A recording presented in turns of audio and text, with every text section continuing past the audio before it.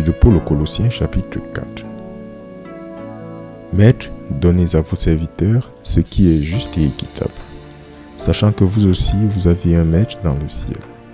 Continuez dans la prière et y veillez avec remerciement. En outre, priant aussi pour nous, afin que Dieu nous ouvre une porte pour l'élocution, pour exprimer le mystère de Christ, pour lequel je suis aussi dans les chaînes, afin que je puisse le manifester comme je dois en parler, marcher dans la sagesse envers ceux qui sont du dehors, rachetant le moment, que votre langage soit à tous égards empreint de grâce, assaisonné de sel, afin que vous puissiez savoir comment vous devez répondre à chaque homme. Tychik, qui est un frère bien-aimé et un fidèle ministre et compagnon de service dans le Seigneur, vous déclarera tout sur mon état, lequel je vous ai envoyé avec le même dessein, afin qu'il puisse connaître votre état et qu'il réconforte vos cœurs.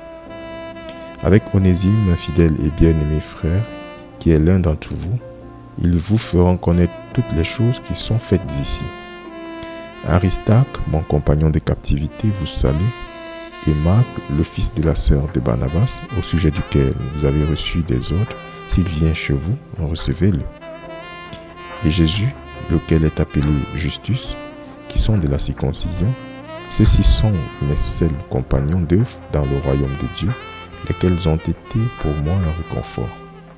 Épaphras, qui est l'un d'entre vous, est un serviteur de Christ, vous salue, s'adonnant toujours avec ferveur pour vous en prière, pour que vous puissiez vous tenir parfait et accompli dans toute la volonté de Dieu.